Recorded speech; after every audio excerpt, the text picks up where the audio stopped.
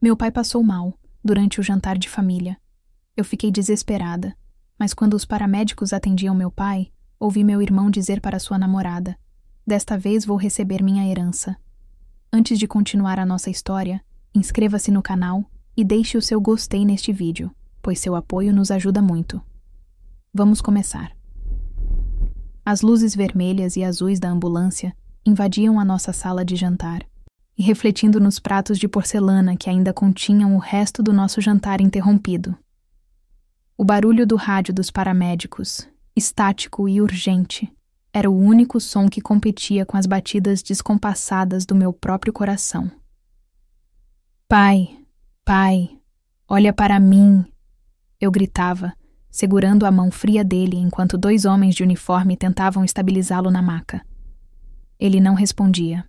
Seus olhos, sempre tão cheios de vida e carinho quando olhavam para mim, estavam virados, perdidos em algum lugar entre a consciência e a escuridão. A máscara de oxigênio cobria a boca que, minutos antes, contava uma piada ruim sobre o trânsito da cidade. "Senhorita, precisamos de espaço", disse um dos paramédicos com firmeza, mas sem rudeza. Ele sabia que eu estava em pânico. "Eu me chamo Doroteia. Tenho apenas 18 anos. E naquela noite, senti o chão desaparecer sob meus pés. Minha família, ou o que restava dela desde que mamãe se foi, sempre foi meu porto seguro. Meu pai, seu Alberto, era tudo para mim. Ele era o tipo de homem que trabalhava dobrado mesmo doente, só para não deixar faltar nada em casa. Ver aquele homem forte, minha rocha, reduzido a um corpo frágil numa maca, e foi o primeiro golpe da noite. Meu irmão mais velho, Mateus, estava pálido como cera. Ele corria de um lado para o outro, pegando os documentos do papai, a carteirinha do plano de saúde, uma muda de roupa. Suas mãos tremiam, mas ele tentava manter a funcionalidade. "Doroteia, pega a chave do carro." "Não, espera. Eles vão levar ele na ambulância. Eu vou junto", Mateus disse, a voz embargada pelo choro que ele segurava. "Eu vou também!" gritei, já correndo para a porta. "Não, Doro, você fica. Alguém precisa avisar a tia Sônia. Alguém precisa fechar a casa. Eu te ligo assim que chegarmos lá. Por favor, fica calma." Ele beijou minha testa rapidamente, um beijo gelado de medo, e pulou para dentro da ambulância antes que as portas se fechassem. E então, eles se foram. O silêncio que se instalou na casa foi ensurdecedor. A sirene foi ficando mais distante, levando meu pai e meu irmão bondoso. Fiquei parada na calçada por um momento, sentindo o vento frio da noite secar as lágrimas no meu rosto. Eu precisava ser forte. Precisava entrar, ligar para a nossa tia, limpar a bagunça do jantar. Respirei fundo, tentando buscar aquela força que meu pai sempre dizia que eu tinha. Ao entrar em casa, a cena do jantar interrompido me deu um nó no estômago. A cadeira do papai estava caída para trás. O guardanapo dele estava manchado de molho, onde ele tinha levado a mão ao peito antes de cair. Foi quando percebi que não estava sozinha. Na confusão, eu tinha esquecido completamente dele. João. Meu outro irmão, o do meio. Ele e a namorada, uma moça de sorriso fácil demais chamada Carla, e ainda estavam na sala de estar. João não tinha movido um dedo para ajudar com os documentos. Ele não tinha segurado a mão do nosso pai. Ele tinha ficado encostado no batente da porta da cozinha, observando tudo como se estivesse assistindo a um filme chato na televisão. Eu estava prestes a dizer algo, talvez pedir um abraço, talvez dividir o meu medo com meu irmão quando parei. Eles não tinham me visto entrar, pois eu estava na sombra do corredor, ainda perto da porta da frente. A voz de João era baixa, mas clara no silêncio sepulcral da casa. "Que noite?" Carla comentou, mexendo no celular, sem parecer realmente afetada. "Será que demora? A gente ainda ia encontrar o pessoal." Meu coração parou por um segundo. Meu pai estava entre a vida e a morte. E ela pensava em sair? Mas o que veio a seguir foi pior. Muito pior. João soltou uma risada curta, seca, sem humor. "Esquece o pessoal hoje, Carla. A gente tem que fingir que se importa por mais algumas horas. Ai, que maldade, Rô, ela disse, mas havia um tom de brincadeira na voz dela. Maldade? Maldade é esse velho durar tanto, ele disse, e eu pude ouvir o som de gelo batendo no copo. Ele estava se servindo de uísque, do uísque do papai. Mas acho que dessa vez vai. Viu a cor dele? Não volta mais. Senti um gosto amargo na boca. Uma mistura de bile e incredulidade. Não podia ser verdade. Aquele era meu irmão. Sangue do meu sangue. Crescemos juntos. Brincamos no mesmo quintal. Você acha mesmo? Carla perguntou agora com um tom de interesse genuíno. Tenho quase certeza. E já era a hora. Eu estou atolado em dívidas. E você sabe, o velho está sentado em cima de uma mina de ouro com essa casa e os terrenos no interior. Eu me encolhi contra a parede, minhas pernas falhando. As lágrimas voltaram, mas agora não eram só de tristeza. Eram de raiva. Uma raiva quente que começava a queimar meu peito. Desta vez vou receber minha herança. João sentenciou, e eu pude imaginar o sorriso ganancioso em seu rosto. Finalmente a hora dele chegou. Aquelas palavras foram como facas. Cada sílaba cortava um pedaço da imagem que eu tinha da minha família. Enquanto meu pai lutava para respirar numa ambulância, seu filho estava na sua sala, bebendo sua bebida, contando o dinheiro que viria com sua morte. Eu queria gritar.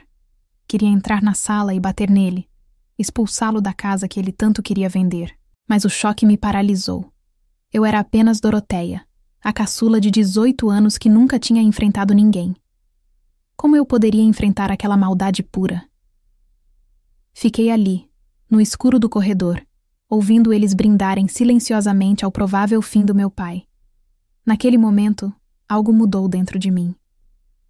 A menina ingênua que acreditava que família era sagrada para todos morreu um pouco também naquela noite. E eu sabia, enquanto limpava as lágrimas com as costas das mãos trêmulas, que se meu pai sobrevivesse, eu teria que protegê-lo. Não apenas da doença, mas do próprio filho. A raiva que queimava meu peito me impulsionou para dentro da sala. Eu não consegui me segurar. O medo de perder meu pai se misturou com o nojo daquelas palavras e eu explodi. Como você tem coragem? Minha voz saiu trêmula, mas alta. Carla deu um pulo no sofá, derrubando o celular. E João se virou devagar, com o copo de uísque ainda na mão, sem demonstrar nenhuma surpresa. Doroteia, achei que já tinha ido para o hospital, ele disse, com uma calma que me deu arrepios. Eu ouvi tudo, João. Tudo. O papai está morrendo numa ambulância e você está aqui, bebendo a bebida dele e contando o dinheiro da herança? Você é um monstro. Carla soltou uma risadinha nervosa e se levantou, pegando a bolsa. Acho melhor eu ir, Rô. O clima pesou. Me liga depois. Ela saiu sem olhar para mim, como se eu fosse um móvel inconveniente no meio da sala. Ficamos apenas nós dois. O irmão que eu adorava quando criança e o estranho frio que ele tinha se tornado. Você é muito dramática, Doro, ele disse, tomando um gole do uísque. Eu só estou sendo realista. O velho está doente há tempos. Uma hora acontece. E quando acontecer, eu preciso estar preparado. Não sou como você e o Mateus que vivem no mundo da lua. Realista? Você estava desejando a morte dele. Gritei, sentindo as lágrimas quentes escorrerem de novo. Pense o que quiser. Cresça, Doroteia. O mundo não é esse conto de fadas que o papai pintou para você. Ele subiu as escadas para o quarto dele, me deixando sozinha com minha indignação. Eu queria quebrar tudo, queria expulsá-lo, mas eu não tinha autoridade para isso. Ainda não. As semanas seguintes foram um borrão de angústia. Graças a Deus, meu pai sobreviveu. Foi um infarto grave, mas os médicos disseram que ele era forte. Eu e Mateus nos revezávamos no hospital, dormindo em cadeiras desconfortáveis, enquanto João apareceu apenas 2 vezes, sempre rápido, reclamando do cheiro de antisséptico. Quando papai finalmente teve alta, eu preparei a casa como se fosse para uma festa.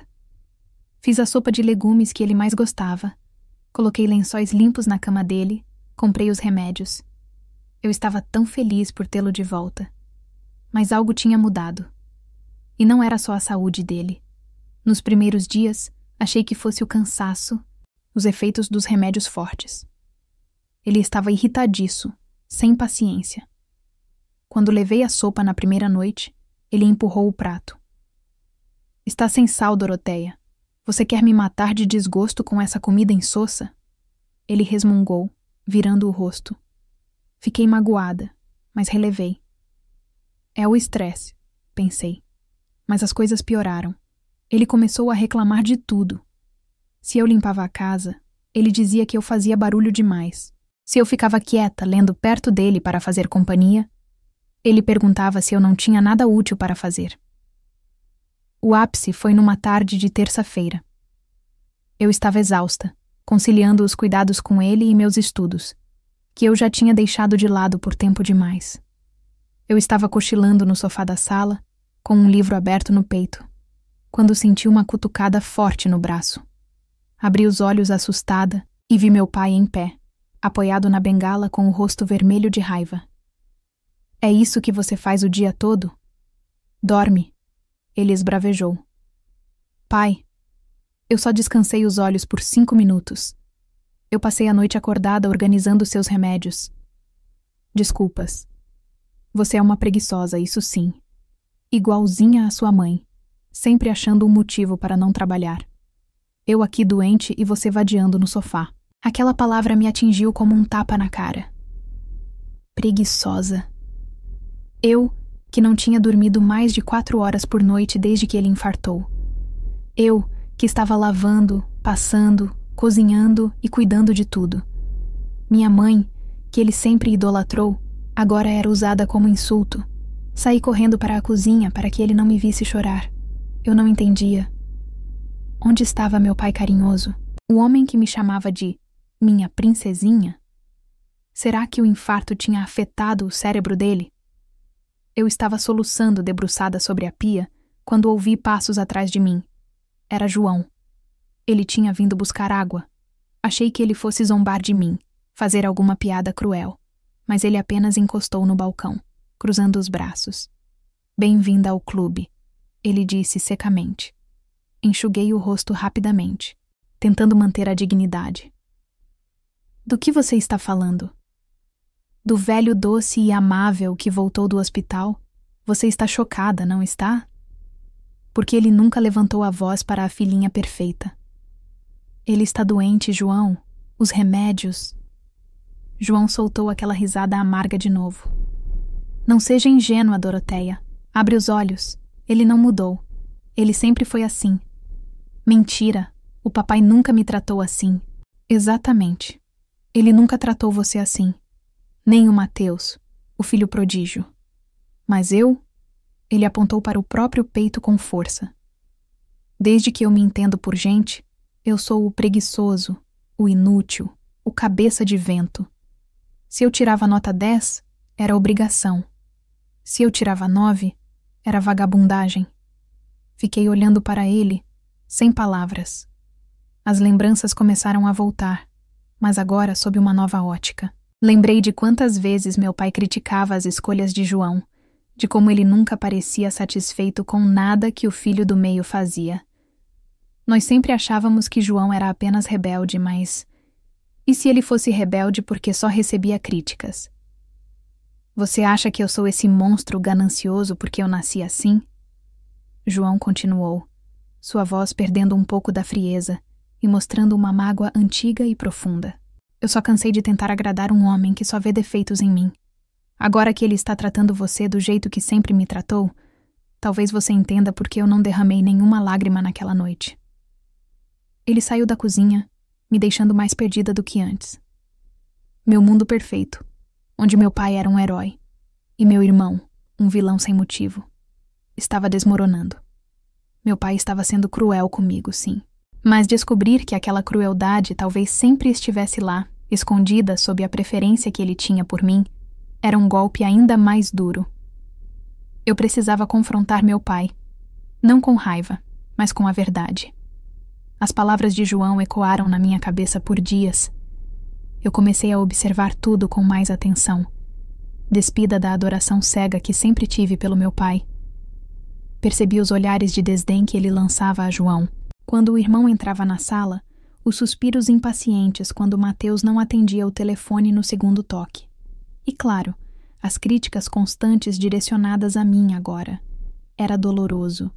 Era como ver a pintura de um ídolo descascar e revelar a madeira podre por baixo. Mas mesmo assim, João estava errado em desejar a morte dele. Nenhuma mágoa justifica querer o fim do próprio pai. Aquela conversa na cozinha não o absolvia, mas me deu uma peça do quebra-cabeça que faltava. Decidi que não podia mais viver naquele clima de guerra fria e mágoas abertas. Eu precisava falar com meu pai. Precisava entender se aquele homem amargo era quem ele realmente era, ou se a doença tinha apenas potencializado seus piores lados. Esperei uma tarde tranquila. Mateus tinha levado João para resolver um problema no carro, então estávamos só nós dois.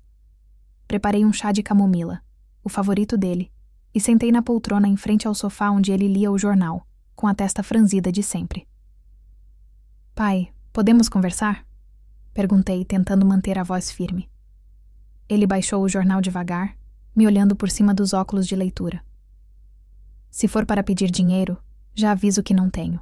Respirei fundo, ignorando a alfinetada. Não é dinheiro. É sobre nós. Sobre como o senhor tem me tratado desde que voltou do hospital. Ele bufou e ia voltar a ler o jornal, mas eu continuei, mais rápido. O senhor me chamou de preguiçosa. Disse que eu era igual à mamãe, e não foi um elogio. Pai, eu não tenho dormido. Eu tranquei minha faculdade para cuidar do senhor. Isso dói. Muito. Ele parou. O jornal tremeu levemente nas mãos dele. Pela primeira vez em semanas, vi um lampejo do meu pai antigo nos olhos dele. Um traço de vergonha, talvez? Eu estou doente, Doroteia. Tenho dores, tenho medo.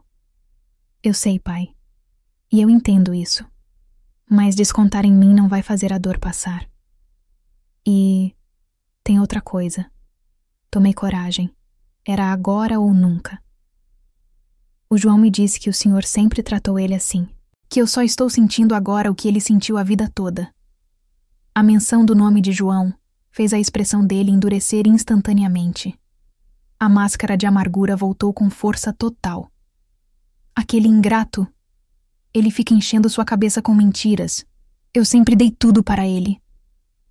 Deu coisas, pai, mas deu apoio? Deu carinho como dava para mim e para o Mateus? Ele ficou em silêncio, o rosto vermelho. Parecia que ia explodir a qualquer momento. Mas eu não recuei. Eu ouvi o que ele disse na noite que o senhor passou mal, pai. Soltei a bomba. Ele me encarou, chocado. O que você ouviu? Ele disse que esperava receber a herança logo, que a sua hora tinha chegado. Vi meu pai murchar na poltrona. Toda a raiva pareceu esvair dele, deixando apenas um homem velho e triste. Ele disse isso? O meu próprio filho, desejando a minha morte? Sim, pai.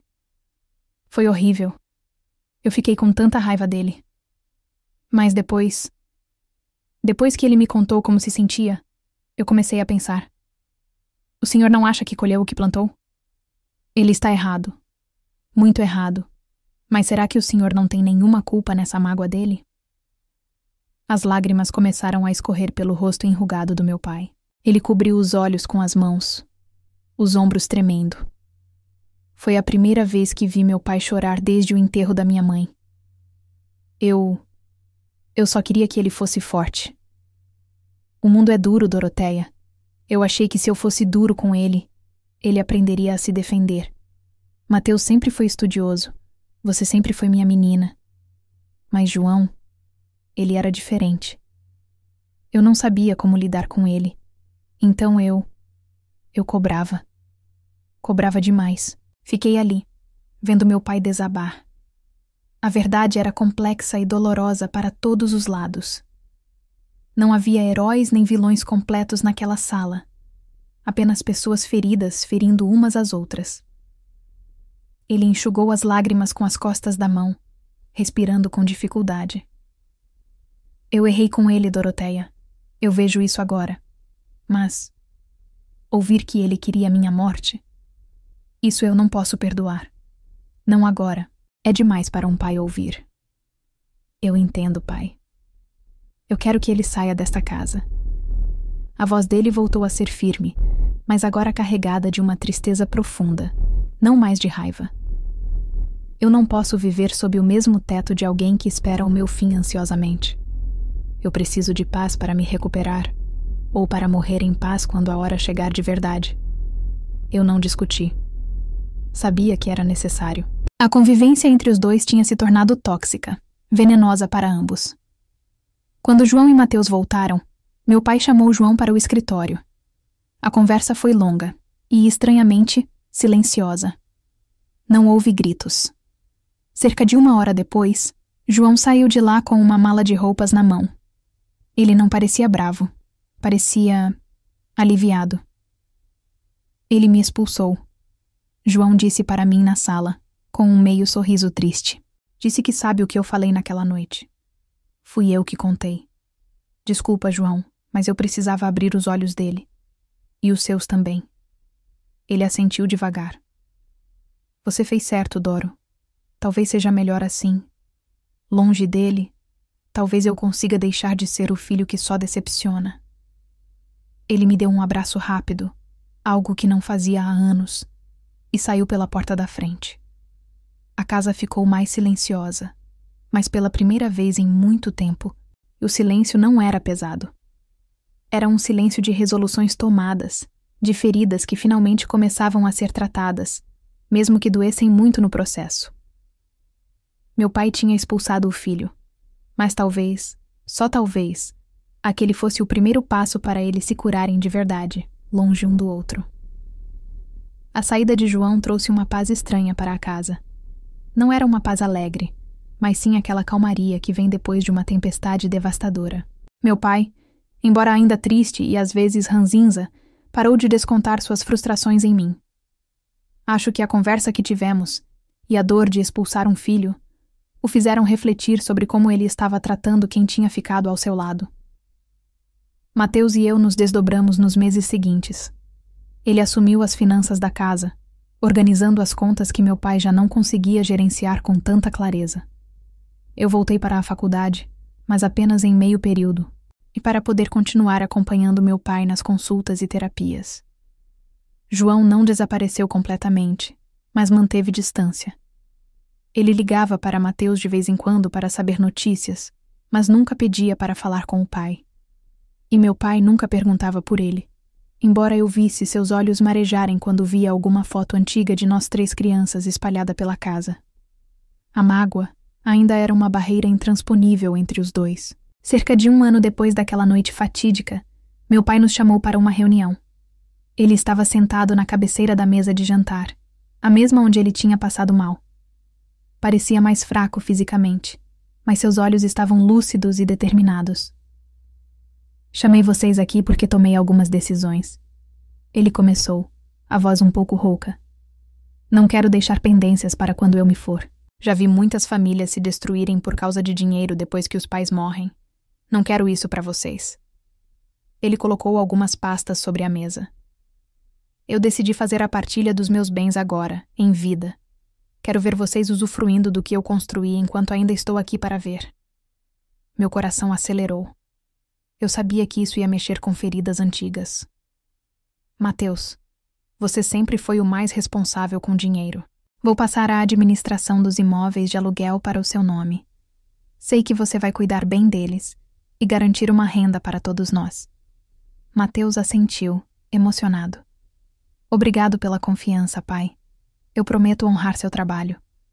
Doroteia, minha filha. Ele olhou para mim com carinho. Essa casa vai ficar no seu nome. É o nosso lar. E eu sei que você é quem tem mais apego a ela. Quero que você tenha sempre um teto seguro sobre sua cabeça. Além disso, vou deixar um fundo para você terminar seus estudos com tranquilidade. Eu segurei a mão dele, sentindo as lágrimas virem aos olhos. Era um gesto generoso, uma garantia de futuro que me tirava um peso enorme das costas. E o João? Perguntei com um nó na garganta. Meu pai suspirou profundamente, olhando para as mãos calejadas sobre a mesa. O João. Ele fez uma pausa longa. O João fez as escolhas dele. E eu fiz as minhas. Ele deixou claro que o que ele queria de mim era a morte, para ter o dinheiro. Pois bem, ele terá o dinheiro, mas só quando eu morrer. Um silêncio pesado caiu sobre a mesa. Era uma decisão dura. Era uma vingança? Talvez. Mas também era uma forma de justiça na cabeça do meu pai. Ele vai receber a parte dele da herança em dinheiro, referente à venda de um dos terrenos, e como consta no meu testamento. Mas ele vai ter que esperar. Vai ter que esperar a natureza seguir seu curso, sem torcer para que ela se apresse. Ele não vai ter o gosto de receber nada das minhas mãos enquanto eu estiver vivo. Eu queria argumentar. Queria pedir para ele reconsiderar, para tentar uma reaproximação. Mas entendi que aquela era a forma do meu pai lidar com a traição que sentiu. Ele não deserdou o filho. Mas negou a ele a bênção da doação em vida. Era uma lição amarga. Quem deseja o mal para colher benefícios terá que esperar o tempo certo das coisas, sem atalhos. João soube da decisão por meio do advogado da família. Mateus me contou que ele ficou furioso no início, gritou, xingou. Mas depois, silenciou. Acho que no fundo ele sabia que tinha cavado aquele buraco sozinho com suas palavras cruéis naquela noite. Meu pai viveu mais 3 anos. Foram anos tranquilos, onde curtimos sua companhia sem o peso de brigas constantes. Quando ele finalmente se foi, dormindo em sua poltrona favorita, a dor foi imensa, mas não houve desespero. Havia a certeza de que tínhamos feito tudo o que podíamos. João veio ao enterro. Ele estava mais velho, com o rosto marcado. Chorou discretamente num canto. Depois do enterro, ele recebeu sua parte, conforme prometido. Ele pegou o cheque e foi embora, sem dizer muito. O dinheiro que ele tanto desejou finalmente estava em suas mãos, mas o preço que pagou por ele, anos de afastamento e a última lição do pai, parecia ter tirado todo o brilho daquela conquista. Eu fiquei na nossa casa, terminando minha faculdade. Mateus cuidava dos negócios da família. E João... Bem, João seguiu seu caminho, com sua herança e suas cicatrizes. A vida, de certa forma, tinha dado a cada um exatamente o que plantou. E eu aprendi que a verdadeira herança que meu pai deixou não foram os bens, mas a lição de que o respeito e o amor valem muito mais do que qualquer conta bancária.